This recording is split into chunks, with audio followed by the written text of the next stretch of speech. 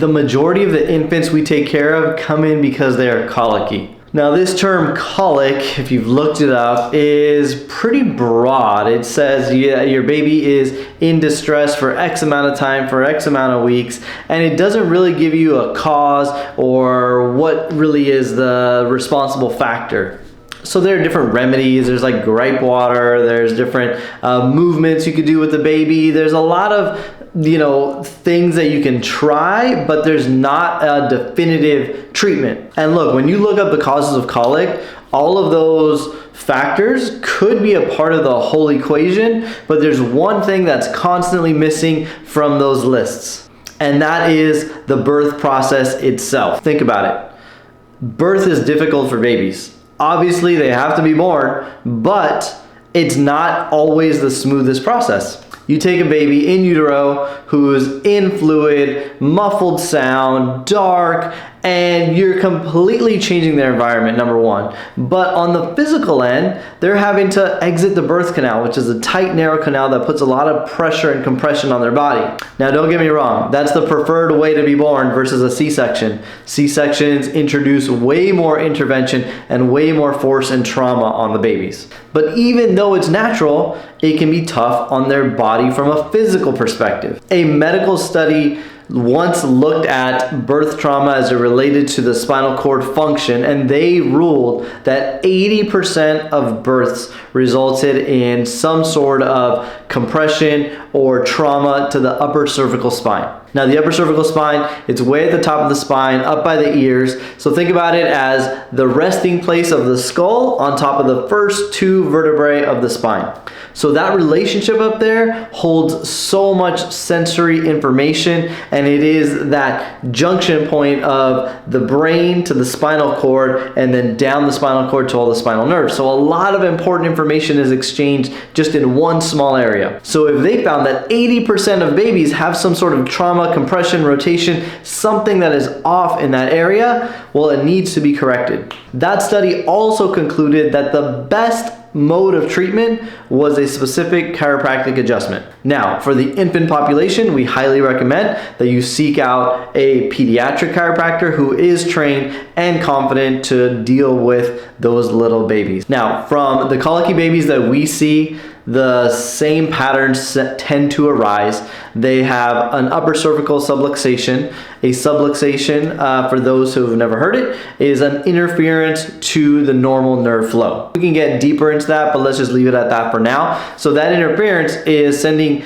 a distressed signal down the spine, down the body, to everywhere, essentially. So the way that those babies usually express is that they're usually very tight. Like a baby who's well-adjusted, well-aligned, happy, healthy, should be relatively squishy and floppy. That's what we always say. We want floppy babies. Babies that come in colicky, though, are usually very stiff. They're arching their back. Their middle back feels like they're just like tensing those muscles. That is not normal. That's not normal for babies. Another thing to look out for that some parents express to us, they'll say something and that their baby's like just very strong. We don't want babies at that age to be very strong. We don't want babies who are lifting their head and like just holding their neck back, because it makes it seem like, oh my gosh, their neck development is so advanced and look how they're holding their head up. No. They're usually doing that as a response to the tension that's in their spine. And because of all that tension, yes, we see the digestive issues. They're usually constipated. Maybe they just don't go every day. Maybe when they do go, it is very strained and difficult. All of these are signs that the nervous system is in a state of distress. One of the ways we detect what's going on for our colicky babies is we do a set of scans. Here is one example. So what you see here, that big red bar at the top, that is the upper cervical spine, and it is showing us that there's a level of inflammation in that part of the spine. What you're seeing here is a 4-week-old, and let me just tell you straight, you shouldn't have a big red bar at 4 weeks old. So after that, we assess, we feel, and we try to figure out what the most effective way to correct this issue is. If you want to see some examples of infant adjusting, check out other videos on our channel where we display that. But here's what you should know. The pressure is very, very light.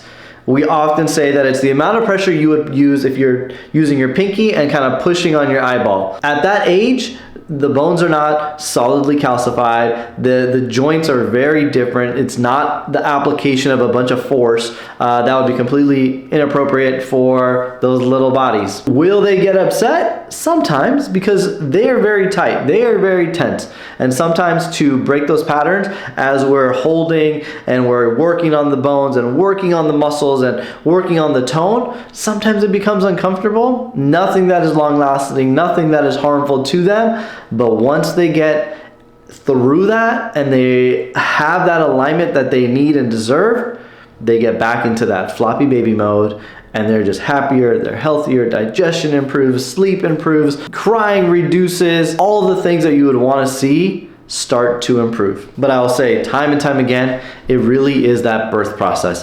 Of course, there can be other things. There are babies that through a fall and an accident, that they do suffer some trauma occasionally. I would say those are the rare cases, but every baby goes through the birth process one way or another. If we go back to what I said about C-sections, that just amplifies it. We do see that the pattern is a little more severe, a little harder to break in our babies who are delivered via C-section. Nonetheless, with a little persistence, with a little consistency, we do break those patterns. We see babies get to that happy state, and the colicky period is reduced until it is gone. And we've heard it for years.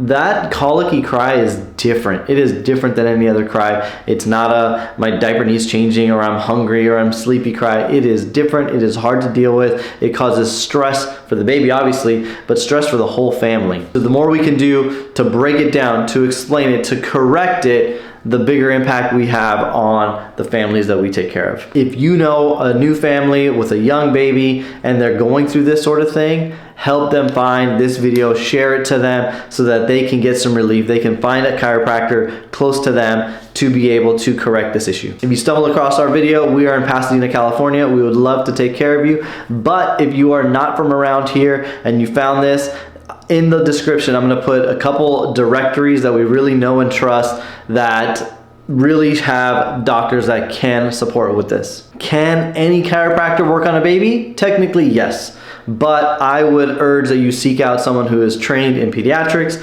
that can really assess this situation and help you through it until it is resolved. If you have questions, put them down in the comments. If you don't feel comfortable putting it in the comments, send us an email. That's down in the description as well. If you like this video and other videos that we share, smash that subscribe button.